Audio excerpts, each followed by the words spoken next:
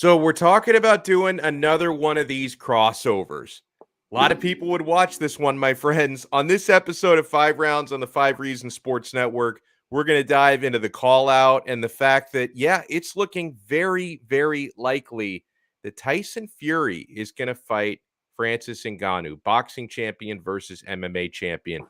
Thank everyone for stopping in. Want to remind you, every episode of 5 Rounds is proudly served by the official sports bar of Donno Daily and 5 Rounds, and that is the Quarterdeck Seafood Bar and Neighborhood Grill. Guys, the Quarterdeck has the freshest seafood. They got TVs covering every wall. And for the fight fans out there, you got to remember, every UFC pay-per-view is available at zero cover charge at the Quarterdeck Seafood Bar and Neighborhood Grill. Take a look at their menu. Find the location nearest to you. They're all over Broward County down here in South Florida. Go to their website. You can find the full menu there, location list, quarterdeckrestaurants.com. The Quarterdeck, come for the food, stay for the fun. I'm Alex Donno alongside James Walker. No Frank Zaffrey today. I think he might be training a little bit too hard. He needed a rest. But James, how you been? I've been good, man. I've been good. A lot of interesting stuff going on in the world of MMA and the crossover stuff. This will be an interesting discussion because generally I am kind of against these crossover fights, but I think I'm leaning towards this one at least coming to fruition. I think there's a lot of positives. There's some negatives too, though. I'm sure we'll get into it. Yeah, absolutely. Hold on, I'm in a mini crisis here. I don't know why. I have my MacBook plugged in, but it says it's about to die. Oh my God, is the power outlet not working? Hopefully my MacBook does not die in a minute before our very eyes. But I want to play you guys a little bit of video. This is a couple videos here from the call out.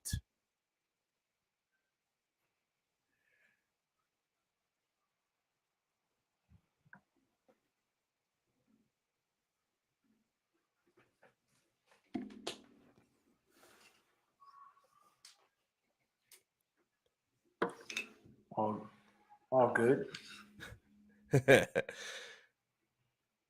So first thing there, I like when he tries to call him Mike Tyson. But one of the first things that stands out there about this, James, is they're talking about doing a mixed rules fight. And if it's like, okay, if Francis Ngannou is done with MMA now, why not just box him? So they're talking about doing a mixed rules fight with smaller gloves, probably something more similar to MMA gloves, but it's technically boxing rules, right? Punches only. I don't understand, if you're doing something like that, why you've got to make it gimmicky. Why wouldn't you just box? Yeah, I agree with that totally. I mean, mixed rules to me means the actual rules of combat are mixed, not the gloves or what have you. And we all know Tyson Fury isn't going into that realm. There's really no reason for him to go into that realm. He has the leverage in this case that, if the fight's going to happen, it's going to happen under his wing in terms of his style and his preference.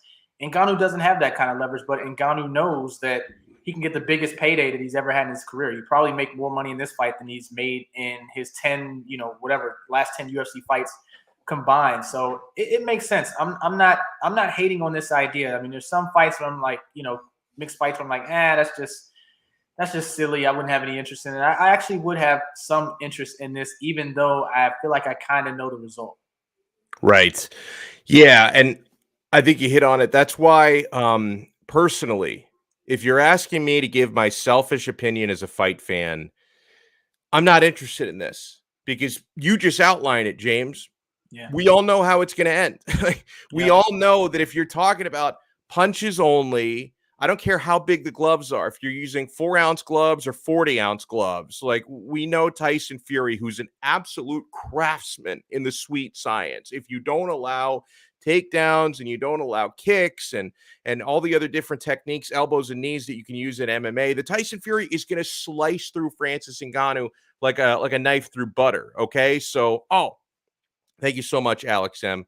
Cafecito shot. I love it. I appreciate you giving something into the super chat. But like, there's really no suspense here, right? Because I know Tyson Fury is going to easily beat Francis Ngannou. He might do the Floyd Mayweather thing, like with Conor McGregor, where he carries him for a few rounds, right? Maybe lets Ngannou look like he's actually dangerous, and then Fury just turns it on, right? And he looked really good against Dillian Whyte this past weekend. And what a moment, by the way, for Tyson Fury.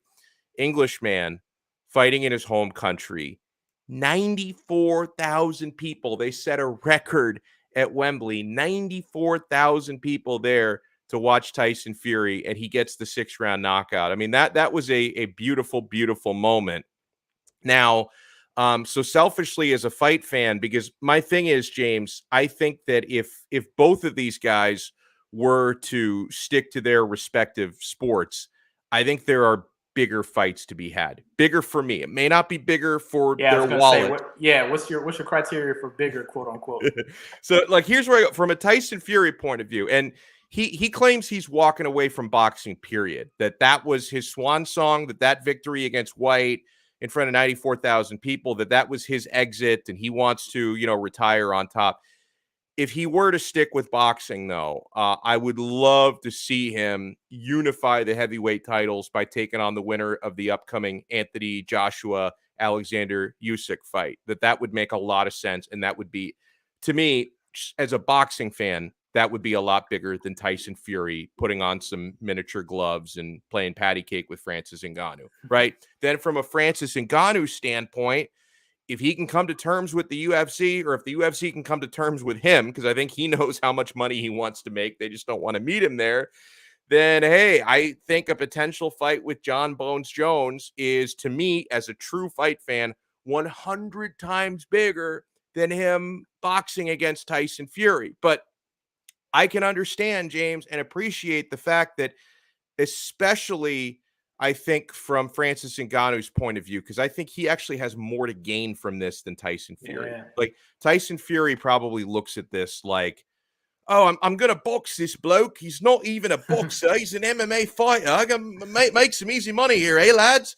Like, yeah, it's no, like, because they're talking about Tyson Fury. I heard this from a promoter who may put on this fight, that Tyson Fury would make 90 million, and I think 90 million pounds, not dollars. So I think that's like 100 million plus for this fight. I don't know what Ngannou would make if it's a half of that, a third of that. It would still be more money than he could ever and has ever made in the octagon.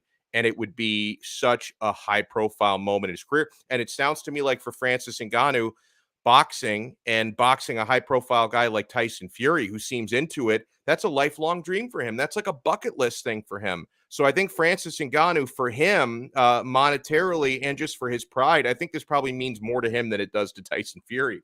Yeah, you're right about that. And you brought up an interesting point that, each fighter could make in the tens of millions, with Tyson Fury making 90 or so, and Ngannou, maybe making a third, 30 million or whatever it would be. That brings up an interesting spotlight on both sports, because why can't Tyson Fury fight the best of boxing and make 90 million? And why can't Francis Ngannou fight the best in MMA and make 30 million? There's some loophole or something, that a void there, to where, it seems like both respective sports, and maybe they're, the head of the UFC and the head of the Boxing Athletic Commission or whatever, can't seem to get it together to where they can have those huge money fights, to where you almost have to make it gimmicky in order to make the most money. Floyd Mayweather probably made more money fighting Conor McGregor than he did Manny Pacquiao. Maybe Pacquiao's a bad example, but yeah, I want to say I think he made more from Pacquiao, but I'm not so sure on the back end though, because I think the Pacquiao still had a higher pay-per-view revenue as well, but the McGregor fight had a gigantic pay-per-view number. So yeah, I think he made more from Pacquiao. Yeah, well, any fight other than Pacquiao, he probably made more. And I think there's something wrong with that. There should be some kind of financial reward for the best in MMA fighting the best in MMA, and the best in boxing fighting the best in boxing. And until that's pretty much standard across the board, I think you're going to have an increase in these gimmicky, propositions. Just because there's so much money involved for everybody. It's not just the fighters. It's the, right. It's the promoters. It's the agents. It's the, marketing people. It's the pay-per-view people. It's everybody. There's more money involved. There's more incentive for it to happen. Yeah. And listen, when I talk about not necessarily wanting to see this fight, let me set the record straight. Of course, I'm going to watch it. Like, if it happens, I'm going to be into it. I think the press tour will be pretty epic, probably a little awkward. There was something when I was watching their in-ring exchange, because it's from the way that this was clearly planned, because Tyson Fury had invited Francis into there were like 100 people in the ring when he was doing his post-fight interview. And he wasn't like, Francis was not in his in his eye shot, but he still knew. He's like, oh, I want to bring Francis in here, talk to Francis. So it was clearly a planned thing, very cordial in-ring exchange between the two. Tyson found a way to make it weird. Like the press tour for this, let me pull this up and people know what I'm talking about. I had never heard this slang term before that Fury threw. I don't know what the kids are talking about now in the UK these days, but here was Tyson Fury taking it to a very awkward place. He's a good looking Javi, isn't he? Yeah. Have you got a big Corey? You got a big Corey?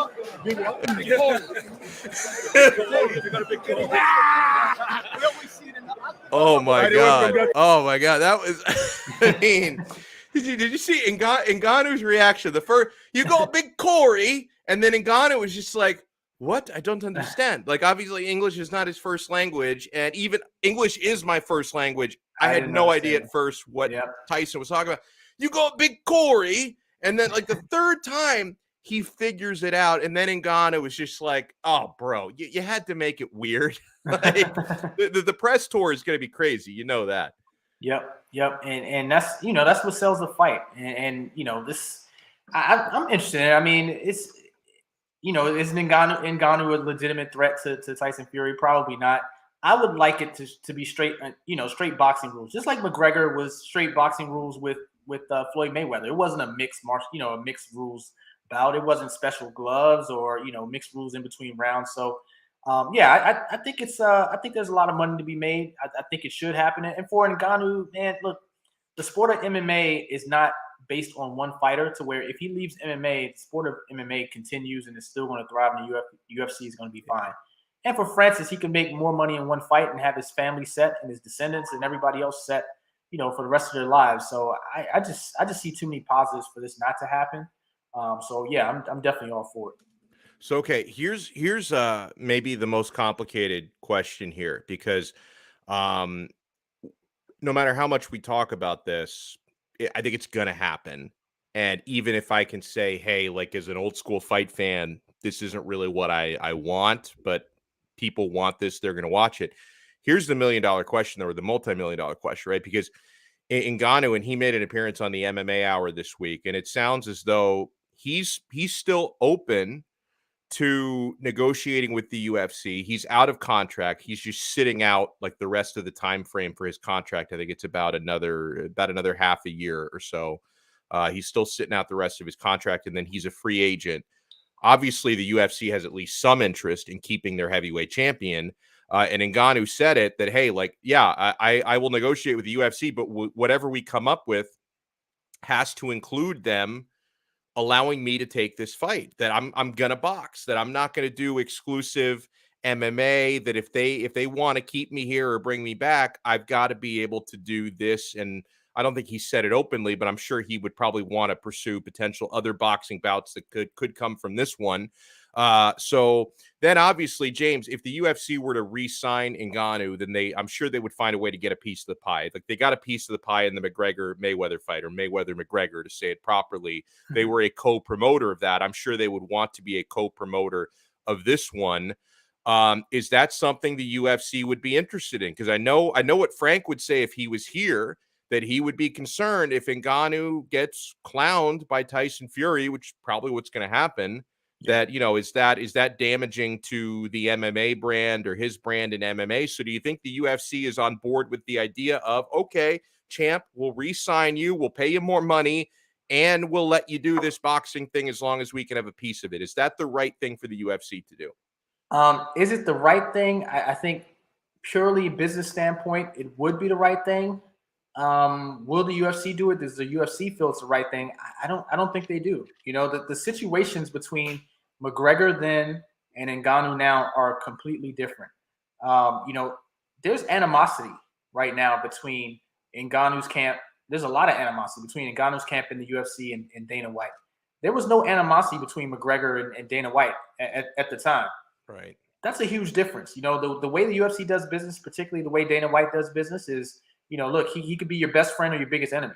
And right now, he's an enemy of Francis Ngannou.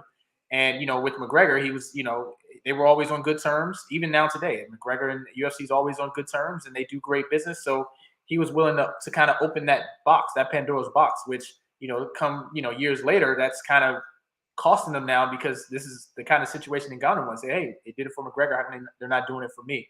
But I think the animosity factor plays a huge role in this, to where the UFC, even, if they do co-promoting and get involved in this, and they could make a nice chunk of change doing it, I just don't think they're on good enough terms with Ngannou right now, the way they'd work something out. And after Ngannou makes this fight, which he probably wants this to be his next fight, he's not going to get in the octagon before he gets in the boxing ring. So after he gets his fight, he's going to make so much money that he's going to probably realize anyway, hey, I don't need, $500K to get into an octagon again. I just he's probably going to make 30 million. $40 million in this fight.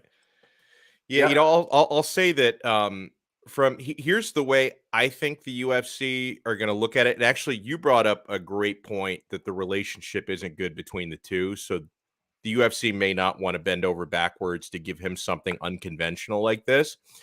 I think if you purely look at it in a vacuum from a promotional standpoint, I think if the UFC were to re-sign him and let him do this Tyson Fury fight, honestly, I think if you just strictly look at this one situation, I think it's good for the UFC, because honestly, James, anybody who's got half a brain cell in their head and who understands combat sports at a rudimentary level would figure out that if he gets outclassed by an actual boxing champion in a kind of boxing match, doesn't really mean anything. Like that doesn't say anything less about Francis Ngannou as an MMA fighter, that he's challenging himself in a new sport. This is a dream for him. It's a crossover.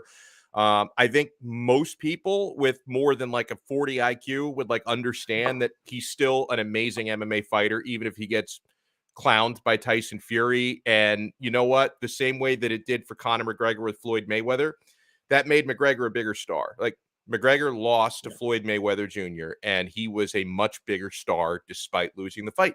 I think it's more than likely the same thing would happen with Francis Ngannou. It's more than likely, even if he loses soundly, it's going to make him a bigger star, and thus it's going to put more of a spotlight on the UFC when he fights. But I think, along with what you said about the animosity between the two sides, which is a fantastic point, I think the UFC also doesn't want to go out of their way to set that precedent again. Like, I know that they did it once with Conor McGregor, but they probably thought, hey, like, everybody understands this is Conor freaking McGregor. He was a huge star at the time, still is, but I think an even bigger star at that time.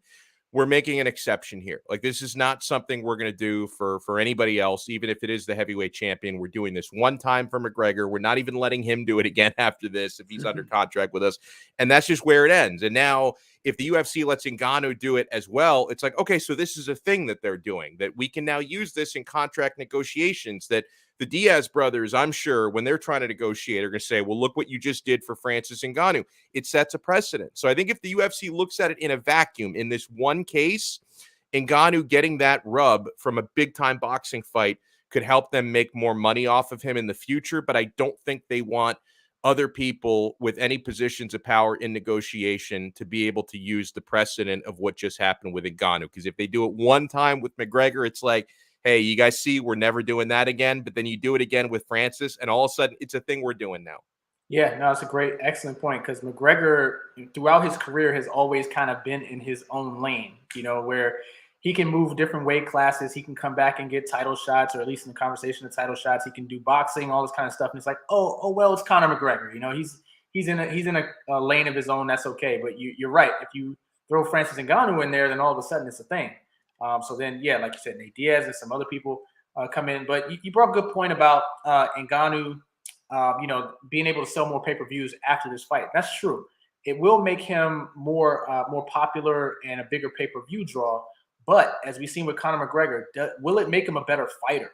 I feel like Conor McGregor wasn't a better fighter. He was a worse fighter after fighting Mayweather, whether it was the money, whether it was the cross-training, whether it was – even Conor changed his stance and didn't really – everything after that Mayweather fight was just different for the worse with Conor McGregor. So you wonder with Francis Ngannou, once he gets that big bank in his pocket, will he be the same hungry, determined fighter as he once was? I'm sure the UFC, that's important to the UFC. If they sign him to a multi-fight deal, they want the best Francis Ngannou that they can get, in the octagon. So I don't think that's going to happen once he gets that big check. I just think it's human nature. like I said, he may not even want to fight again. I think it'll be really hard to fight if you make $30 to $40 million to come back to an octagon and fight for $500K or even $1 million. You know, even 1/30th or 1/40th of what you made in that one fight. I think it'd be very hard for him to do. And I don't see him doing it. And he doesn't seem like the type like Conor McGregor, when he gets the $40 million bag, he's probably spent it like within a week, right? Yeah. Whereas I don't think Francis would be. I think Francis would like invest in mutual funds and like, you know, be pretty careful. Maybe he'll buy a few Bitcoin with that money. Like he's not gonna go too hog wild with it. So he probably won't have some of the same lifestyle incentives to keep fighting afterwards. This is a fantastic question from Alex M. I kind of hate the fact, though, that he asked this because it's going to make me say something I don't want to say. But he said, if you could only sign one, if you, I guess, being the UFC, who would you sign? Francis Ngannou or Nate Diaz, who are both in contract disputes? I hate to say it, James, but the answer's got to be Francis Ngannou. Yeah. You're talking about the heavyweight champion in his the prime. belt. Like, you know, Nate Diaz is a guy who's fun to watch, but you know, he's probably a little bit past his prime. That hurt to say it. It hurts to say it. He's just a little bit past his prime, and he's probably never going to be a conventional champion in that, or just a money champ. But he's never going to be a conventional champion. So no, it's got to be Ngannou. There's such a higher ceiling, right? Because with Ngannou, you're already pretty high with that guy in terms of how much money he can make you, and the trajectory is still going up. Whereas with Diaz, the trajectory is sloping down. So if you're talking about investments, Ngannou is the investment to make. You agree? Yeah, I agree. And Ngannou, if he's focused on MMA and he, you know, this is what he wants to do for the next few years, I mean, he has a chance to put himself on the Mount Rushmore, really, of heavyweights. I mean, he's beat Stipe. He's already beat some people that you would consider on the Mount Rushmore. You know, already. So, you know, he has a chance, but I don't think that's where his head is. Like you said, I don't see Francis Ngannou as the type of person that, you know, will fight too long into his career span and hang on too long just to make a few bucks, you know? So I think that's a big motivation for him to make a lot of money right now and get his ex and go on with the rest of his life. He's already had a tough life. A lot of people don't talk about this either. Like, the first half of his life was tough. You know, all the stuff he had to go through to get out of his home country and get to the United States, even just to train and become an MMA fighter, was brutal. So for him to get from where he came from to where he is now is a phenomenal story in itself. So to have a chance to really set himself up and set his family up for generations to come, you know, I could never hate on that for him to be able to do that. So I'd say go for as much money as possible and then decide what you want to do from there. If it's still fight, then fight. If it's not, you want to enjoy the rest of your life after making $40 million, you could do that too. You know, the sport of MMA will move on.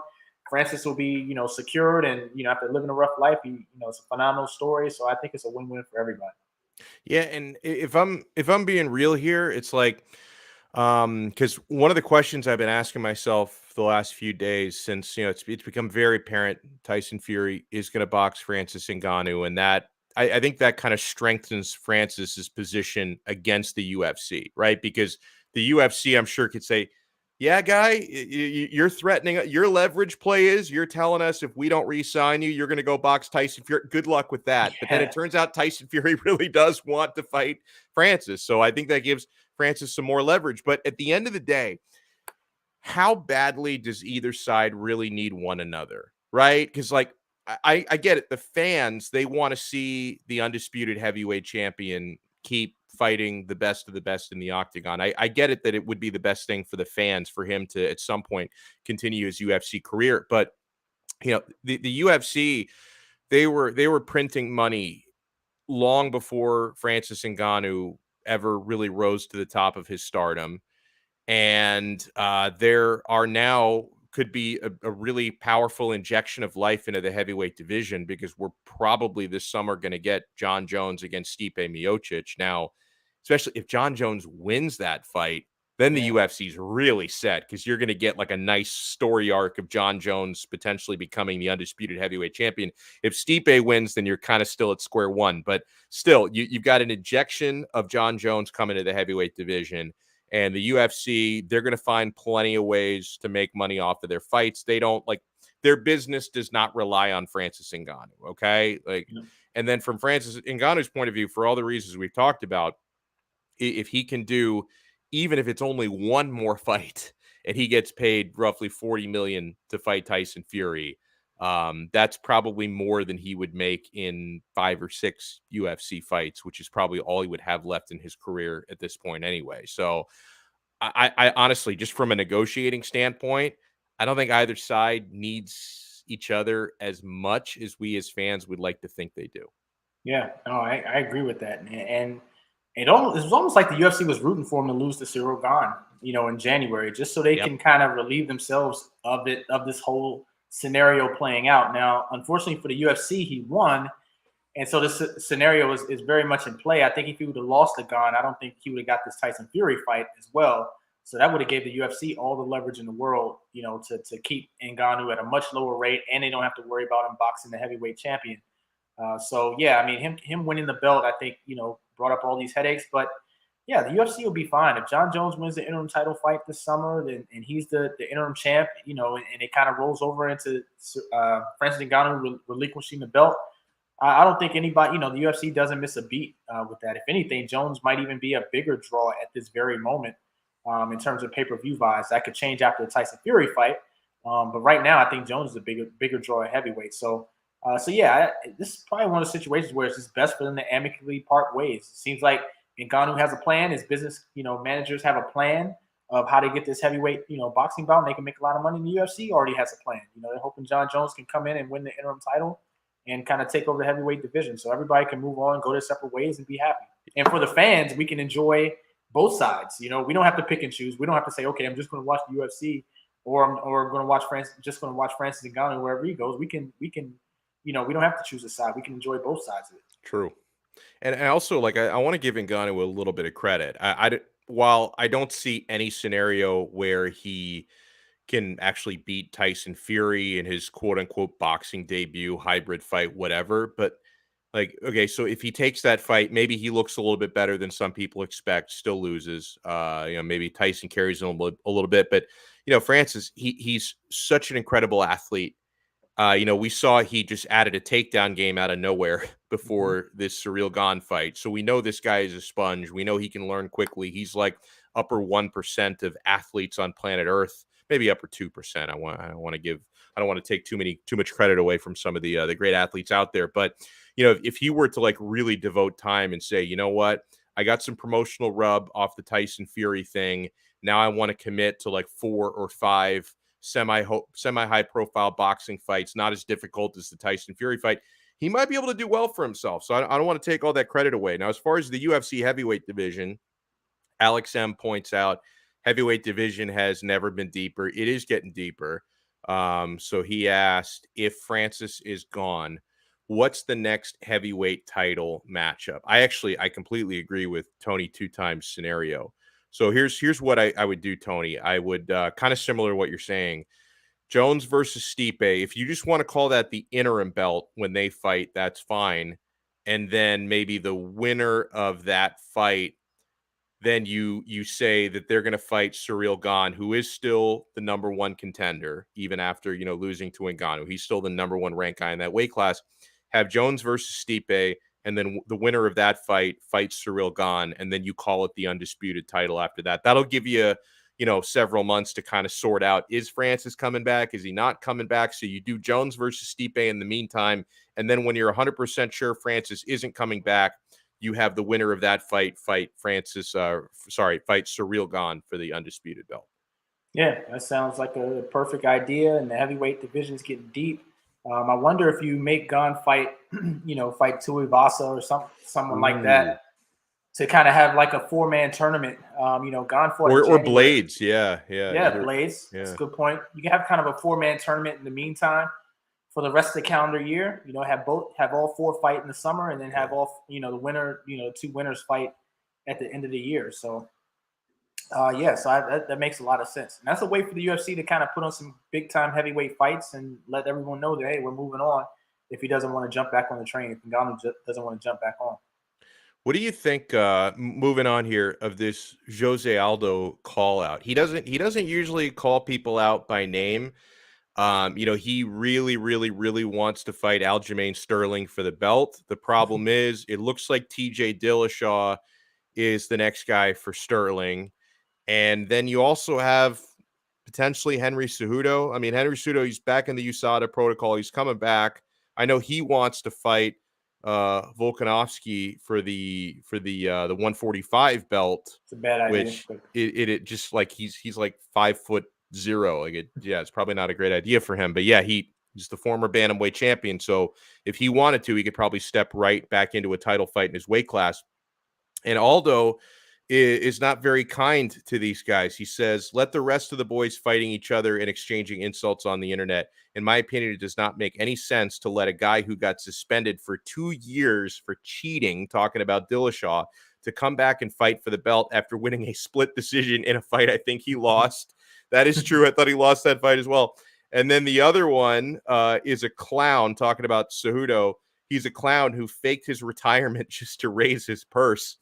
As that did not work, now he wants to fight for the title after spending 2 years out of the game and out of the USADA pool, and, kind of hinting on, hey, he's been out of that pool for 2 years. And for what it's worth, I saw Cejudo a couple months ago. He looks jacked. I'm not accusing him of anything, but he does. He looks like he's been spending some time in the gym during his time away. So he says, so let's fight for the title while they sell popcorn in the arena. He said, whoever sells more popcorn fights with whoever wins our fight. Deal. Let's do this, champ.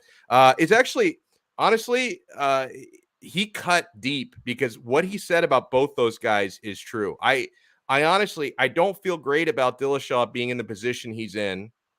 And with Henry Cejudo, I think he's got a stronger claim because he did vacate that very belt. So you could say he's got a stronger claim, but he kind of is right. Like this guy he called the UFC's bluff and then they called his bluff, right? Because he told the UFC Cejudo, he's like, guys, if you don't pay me more, I'm going to retire. And the UFC is like, I guess you're retiring. Yeah, we'll see you. We'll see you when we see you. So they called his bluff and he stuck to it. And now he wants to come back with his tail between his legs. So I think Aldo is right about that, and he's on a career renaissance of his own. So I really wouldn't mind him getting a crack. Yeah, it's interesting coming from Aldo because he's very old school and very humble, and not the type of person that would make a lot of public comments. But he sees the game has changed. I could see a person like Jose Aldo saying, "Man, this game is not what it was 10 years ago, 15 years ago." In terms of who gets title shots and who rises up the ranks and all this stuff, it used to just be everything was settled in the octagon and let the chips fall where they may. And now, people are retiring, unretiring. People are coming back from suspensions. As he mentioned, people are talking trash and talking their way up the rankings and into title shots. So, yeah, I could see an old school person like Aldo just kind of looking at this and kind of shaking his head about the whole thing. But, does Jose Aldo deserve a title shot at this point? I don't know. I don't know if I think a Dillashaw Henry Cejudo matchup would actually sell more for sure.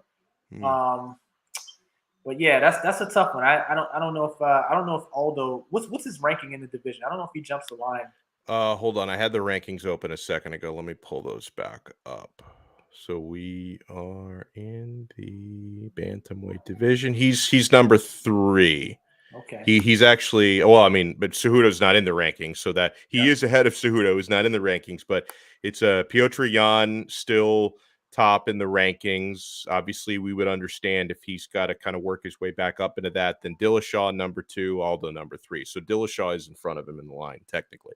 Got it. So yeah, maybe one big fight against Jan and see if he can get past the former champ and kind of. I think that'll be a nice number 1 contenders bout. Jose Aldo versus Peter Yan, even though they had fought prior. So this will be a second a rematch. So let's see if he's truly title worthy at this point. Let's see if he can beat the former champ. I like it. And by the way, I think I do actually agree with Alex M that I kind of would like to see Cejudo versus Volk. Because Henry Cejudo, he is like, I just want to see him get the opportunity because he is the most decorated champion in combat sports history. Gold medalist, flyweight champ, bantamweight champ. He's triple C. Give him an opportunity to become quadruple C. Yeah, I mean that's a great thing to have on your resume. But I don't know. I think absence makes the heart grow fonder, and Henry Cejudo was good, and I would say he was borderline great. But I think him being absent for 2 years kind of makes people think he was even better than what he was. Now, at the time when he was fighting, you wouldn't talk about him going up to certain divisions and beating the current champs at that point. Now he sat out 2 years. All of a sudden, he could beat Volkanovski. He could beat this champ, that champ, and just go and beat every champ in the UFC now. I don't think that's the case, man. He beat Demetrius Johnson. He kind of took the aura off of him and won some title defenses, but I think he's a little bit overrated in my opinion. Even though he's great, I'm not saying he's not great, but he just can't go and just come off of 2 years absence and just beat every champ in the UFC, which he seems to think he can, and all the comments seem to think he can.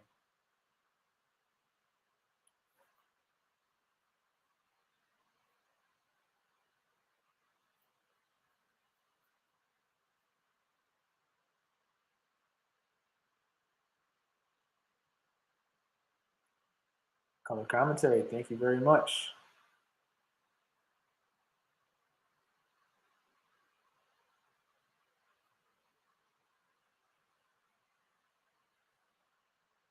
Alex, your feed went out. So I'm gonna continue our conversation that we were having about Henry Cejudo. But yeah, my final point on that was that he's tremendous, he's great, but I just don't think he's at that level of beating Volkanovski, who looked pretty much in his prime and as good as ever against the Korean Zombie. So that part of it was tremendous, and I think he's barking up the wrong tree there with Volkanovski.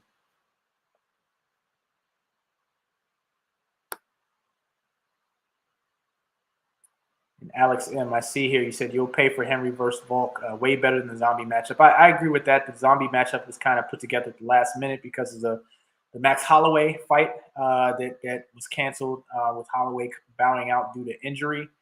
So yeah, I mean the Volkanovski fight wasn't what it could have been or what it should have been because he wasn't the best contender. So I do agree with that Cejudo versus Volk would sell tickets, but I don't think it would be as close as a lot of people think.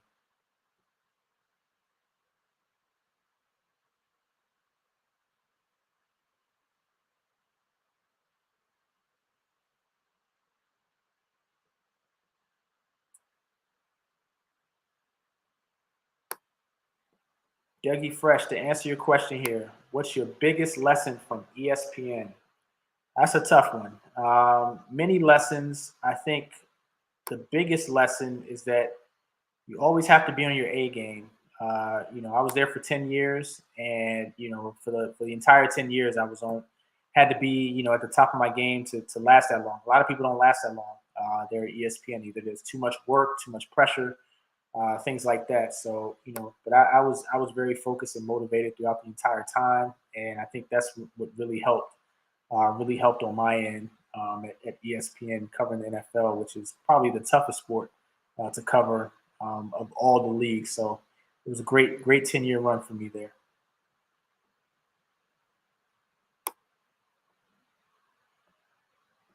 All right, let's go through the comments here. I did hear, Alex M, did you hear about Kobe claiming brain damage? I did hear about that. You never know with Kobe. I don't want to laugh it off, but he was sucker punched, and what George Masvidal did was wrong by any stretch of the imagination, by any account. So what Kobe puts in it, in the lawsuit is completely up to him. He didn't create the situation, and so he's going to have to, unfortunately, Masvidal is going to have to answer to his, to his actions, unfortunately.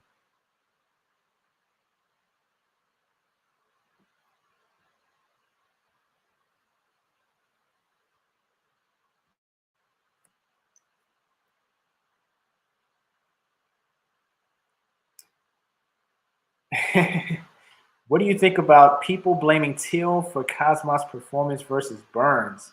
I haven't heard a lot about that, but that's interesting because Till was a training partner a lot, for Khamzat's fight versus Burns, and Khamzat looked very, very beatable.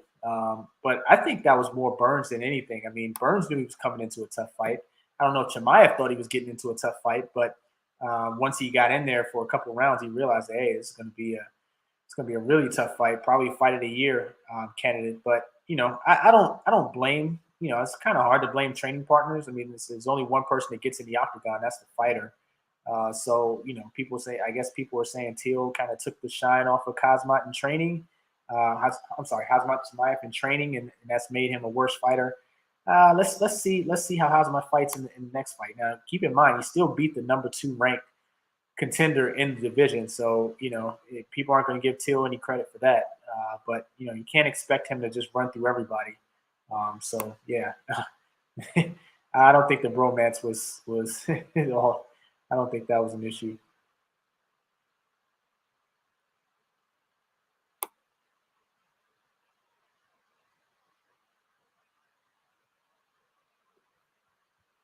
Yeah, thank you for all the donations, by the way.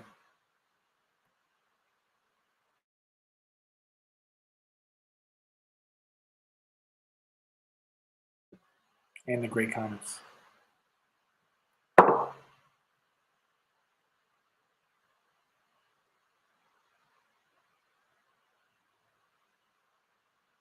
All right. Just got a message from Alex. Looks like he's locked out. So we are actually going to wrap up the show. So thank you, everybody, for joining. Sorry for the unfortunate technical difficulties. And we'll be back at it next week. Huge pay-per-view coming up next week.